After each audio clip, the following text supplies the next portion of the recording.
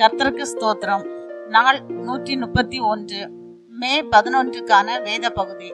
எஸ்தரின் சரித்திரம் 1ஆம் அதிகாரம் முதல் 3ஆம் அதிகாரம் வரை. இந்து தேசம் முதல் எத்தியோப்பியா தேசம் வரைக்கும் உள்ள 127 நாடுகளையும் அரசாண்ட அகாஸ்வேருவின் நாட்களிலே சம்பவித்ததாவது, ராஜாவாகிய அகாஸ்வேரு சூசான் அரண்மனையில் இருக்கிற தன் ராஜ்யத்தின் சிங்காசனத்தின் மேல் வீற்றிருந்தான். அவன் தன் ராஜ்யபாரத்தின் 3ஆம் வருஷத்திலே தன்னுடைய பிரபுக்களுக்கும் ஊழியக்காரருக்கும் விருந்து பண்ணினான்.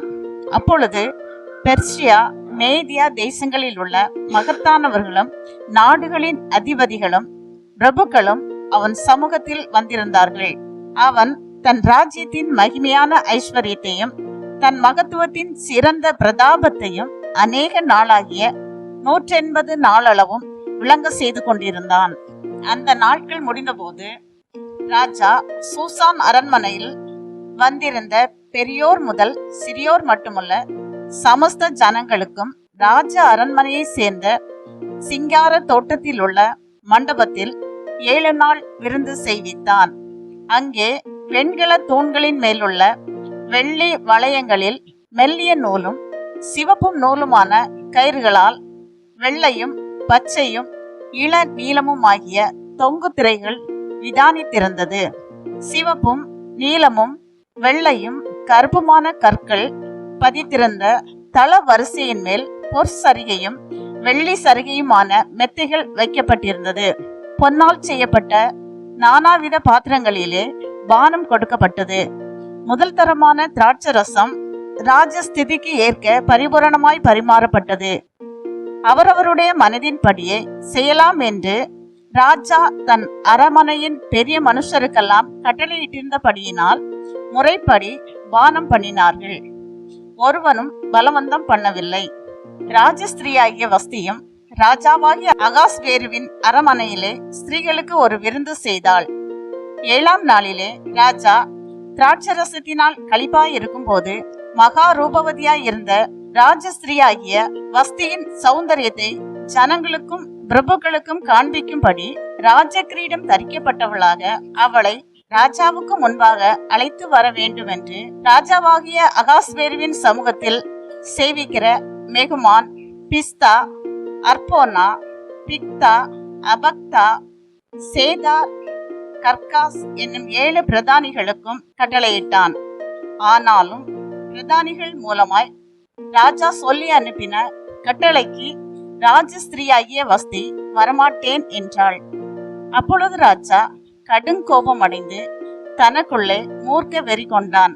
அச்சமயத்தில் ராஜ சமூகத்தை தரிசிக்கிறவர்களும் ராஜ்யத்தின் முதல் ஆசனங்களில் உட்காருகிறவர்களுமான Carshena, Zethar, Admatha, தர்சிஸ், Mary's, Marsena, மெமுகான் என்னும் பெர்ஷியர் மேதியருடைய 7 பிரபுக்களும் அவன் சமீபத்தில் இருந்தார்கள். ராஜா நியாய பிரமாணத்தையும் ராஜ நீதியையும் அறிந்தவர்களிடத்தில் பேசுவது தனக்கு வழக்கமானபடியால் காலாகால வர்த்தமானங்களை அறிந்த பண்டிதர்களை நோக்கி, ராஜாவாகிய அகாஸ்வேரு பிரதானிகள் மூலமாய் சொல்லி அனுப்பின கட்டளையின்படி ராஜஸ்திரீயாகிய வஸ்தி செய்யாமற் போனதின் நிமித்தம் தேச சட்டத்தின்படி அவளுக்கு செய்ய வேண்டியது என்ன என்று கேட்டான். அப்பொழுது மெமுகான் ராஜாவுக்கும் பிரபுக்களுக்கும் முன்னே பிரதித்திரமாக, ராஜஸ்திரீயாகிய வஸ்தி ராஜாவுக்கு மாத்திரம் அல்ல, ராஜாவாகிய அகாஸ்வேருவினுடைய சகல நாடுகளிலும் உள்ள சகல பிரபுக்களுக்கும் சகல ஜனங்களுக்கும் கூட அநியாயம் செய்தாள்.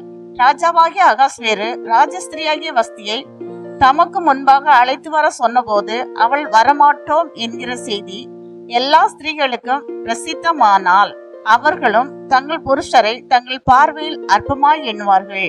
இன்றைய தினமே பெர்ஷியாவிலும் மேதியாவிலும் உள்ள பிரபுக்களின் ஸ்திரீகள் ராஜஸ்திரீயின் செய்தியை கேட்கும் போது ராஜாவின் பிரபுக்களுக்கெல்லாம் அப்படியே சொல்லுவார்கள். மிகுந்த அசட்டையும் எரிச்சலும் விளையும். ராஜாவுக்கு சம்மதியாய் இருந்தால் வஸ்தி இனி ராஜாவாகிய அகாஸ்வேருக்கு முன்பாக வரக்கூடாது என்றும் அவளுடைய ராஜ மேன்மையை அவளை பார்க்கிலும் உத்தமியாகிய மற்றொரு ஸ்திரீக்கு ராஜா கொடுப்பாராக என்றும் அவரால் ஒரு ராஜ கட்டளை பிறந்து அது மீறப்படாதபடிக்கு பெர்ஷியாவுக்கும் மேதியாவுக்கும் உரிய தேச சட்டத்திலும் எழுதப்பட வேண்டும். இப்படி ராஜா தீர்த்த காரியம் தமது விஸ்தீரணமான ராஜ்யம் எங்கும் கேட்கப்படும் போது பெரியோர் முதல் சிறியோர் மட்டுமுள்ள எல்லா ஸ்திரீகளும் தங்கள் புருஷரை கனம் பண்ணுவார்கள் என்றான்.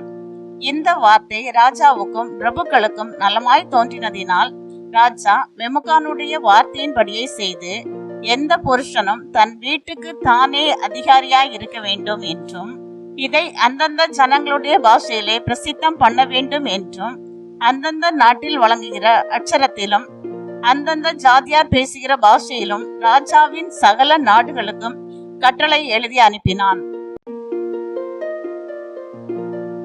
அதிகாரம் 2. இவைகளுக்கு பின்பு ராஜாவாகிய அகாஸ்வேருவின் உக்கிரம் தணிந்த போது அவன் வஸ்தியையும் அவள் செய்ததையும் அவளை குறித்து தீர்மானிக்கப்பட்டதையும் நினைத்தான். அப்பொழுது ராஜாவை சேவிக்கிற அவனுடைய ஊழியக்காரர் அவனை நோக்கி, ரூபவதிகளாய் இருக்கிற கன்னி பெண்களை ராஜாவுக்காக தேட வேண்டும். அதற்காக ராஜா தம்முடைய ராஜ்யத்தின் நாடுகளில் எல்லாம் விசாரிப்புக்காரரை வைக்க வேண்டும். அவர்கள் ரூபவதிகளாய் இருக்கிற சகல கன்னி பெண்களையும் கூட்டி சூசான் அரண்மனையில் இருக்கிற கன்னி மாடத்துக்கு அழைத்து வந்து ஸ்திரீகளை காவல் பண்ணுகிற ராஜாவின் பிரதானியாகிய ஏகாயின் வசத்திலே ஒப்புவிக்க வேண்டும்.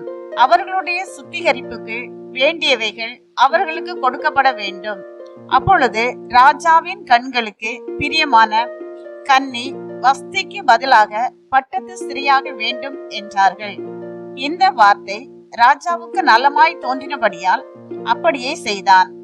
அப்பொழுது சூசான் அரமனையிலே பென்யமீனியனாகிய கீசின் குமாரன் சீமேயினுடைய மகனாகிய யாவீரின் குமாரன் மொர்தேகா என்னும் பேருள்ள ஒரு யூதன் இருந்தான். அவன் பாபிலோன் ராஜாவாகிய நேபுகாத் நேச்சார் யூதாவின் ராஜாவாகிய எகோனியாவை பிடித்து கொண்டு போகிற போது அவனோடே கூட எருசலேமில் இருந்து பிடித்து கொண்டு போகப்பட்டவர்களில் ஒருவனாயிருந்தான். அவன் தன் சிறிய தகப்பன் குமாரத்தியாகிய எஸ்தர் என்னும் அத்சாலை வளர்த்தான். அவளுக்கு தாய் தகப்பன் இல்லை. அந்த பெண் ரூபவதியும் சௌந்தரியம் உடையவளுமாய் இருந்தாள். அவள் தகப்பனும் அவள் தாயும் மரணமடைந்த போது மொர்தேகாய் அவளை தன் குமாரத்தியாக எடுத்துக்கொண்டான்.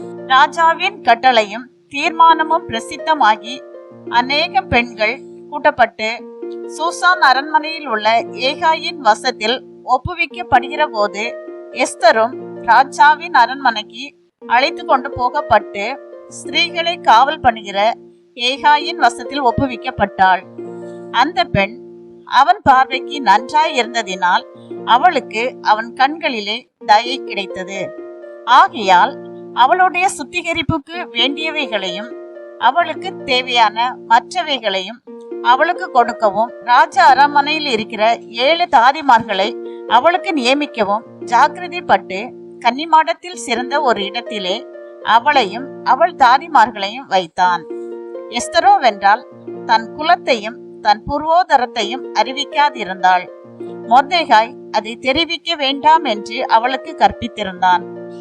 எஸ்தருடைய சுக செய்தியையும் அவளுக்கு நடக்கும் காரியத்தையும் அறிய மொர்தேகாய் நாடோறும் கன்னி மாடத்து முற்றத்துக்கு முன்பாக உலாவுவான்.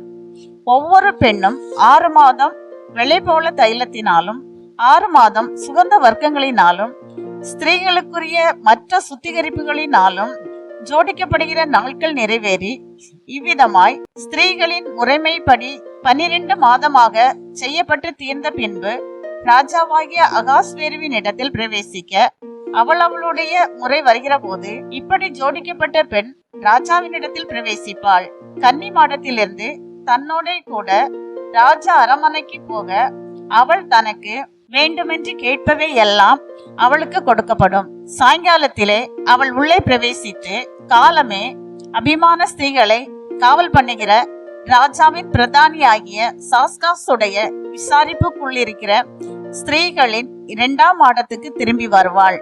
ராஜா தன்னை விரும்பி பேர் சொல்லி அழைப்பித்தால் ஒழிய அவள் ஒருபோதும் ராஜாவினிடத்தில் பிரவேசிக்க கூடாது.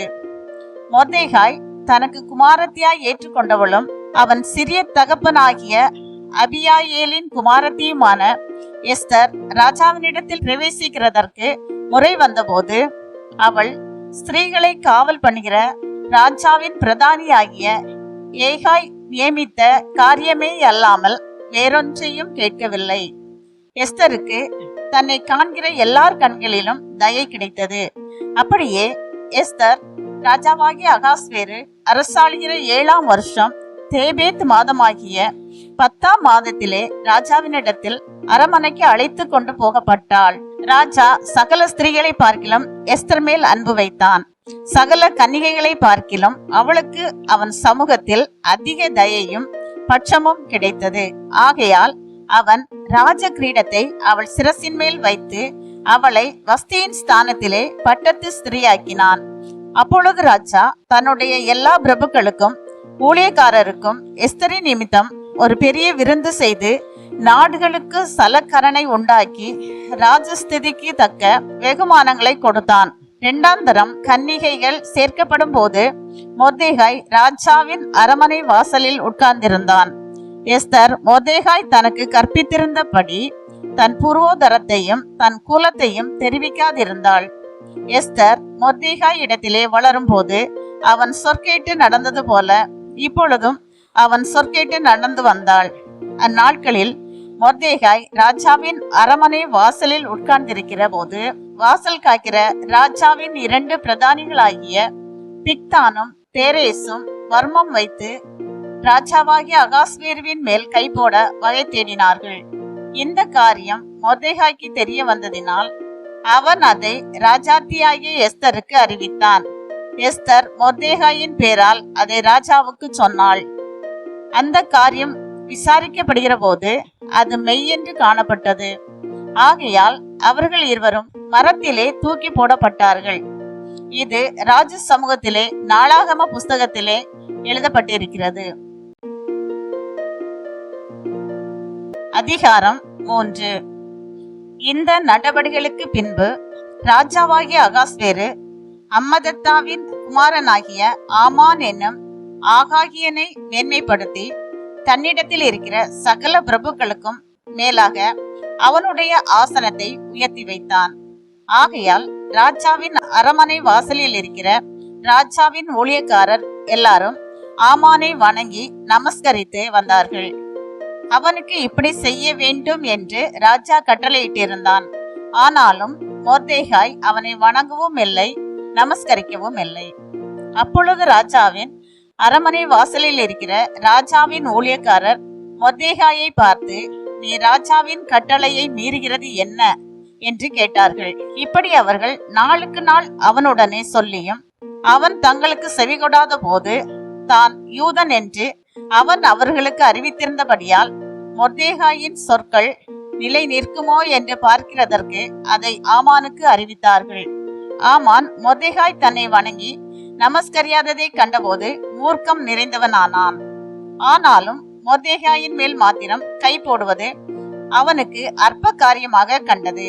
மொர்தெகாயின் ஜனங்கள் இன்னார் என்று ஆமானுக்கு அறிவிக்கப்பட்டிருந்தபடியால் அகாஸ்வேருவின் ராஜ்யம் எங்கும் இருக்கிற மொர்தெகாயின் ஜனமாகிய யூதரை எல்லாம் சங்கரிக்க அவன் வகை தேடினான். ராஜாவாகிய அகாஸ்வேருவின் 12ஆம் வருஷம் நிசான் மாதமாகிய 1ஆம் மாதத்திலே ஆமானுக்கு முன்பாக பூர் என்னப்பட்ட சீட்டு ஒவ்வொரு நாளையும் ஒவ்வொரு மாதத்தையும் குறித்து போடப்பட்டு ஆதார் மாதமான 12ஆம் மாதத்தின் மேல் விழுந்தது. அப்பொழுது ஆமான் அகாஸ்வேரு ராஜாவை நோக்கி, உம்முடைய ராஜ்யத்தின் சகல நாடுகளிலும் உள்ள ஜனங்களுக்குள்ளே ஒருவித ஜனங்கள் சிதறுண்டு பரம்பி இருக்கிறார்கள். அவர்களுடைய வழக்கங்கள் சகல ஜனங்களுடைய வழக்கங்களுக்கும் விகற்பமாய் இருக்கிறது. அவர்கள் ராஜாவின் சட்டங்களை கைக்கொள்கிறதில்லை. ஆகையால் அவர்களை இப்படி விட்டிருக்கிறது ராஜாவுக்கு நியாயம் அல்ல. ராஜாவுக்கு சம்மதியானால் அவர்களை அழிக்க வேண்டும் என்று எழுதி அனுப்ப வேண்டியது. அப்பொழுது நான் ராஜாவின் கஜானாவிலே கொண்டு வந்து செலுத்த 10,000 தாலந்து வெள்ளியை எண்ணி காரியக்காரர் கையில் கொடுப்பேன் என்றான்.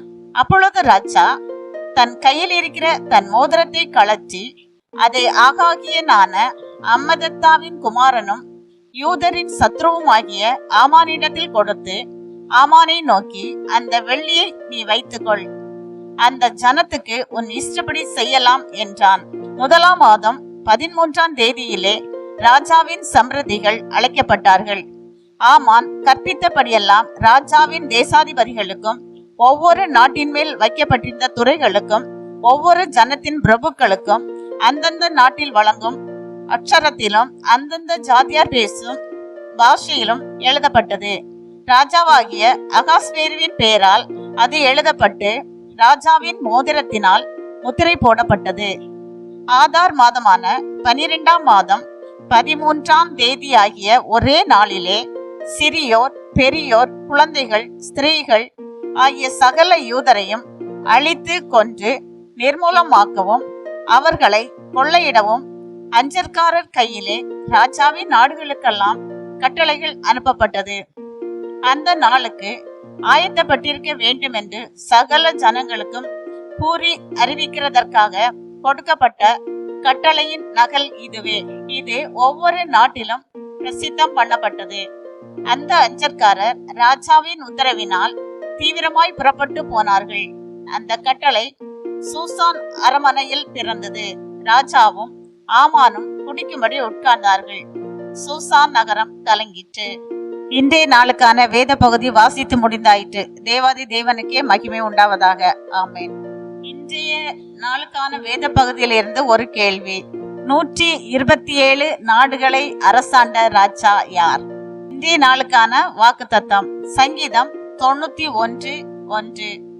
உன்னதமானவரின் மறைவில் இருக்கிறவன் சர்வ வல்லவருடைய நிழலில் தங்குவான். இந்த வாக்கு தத்துவத்தின்படி கர்த்தர் நம்மை காப்பாராக. ஆமேன்.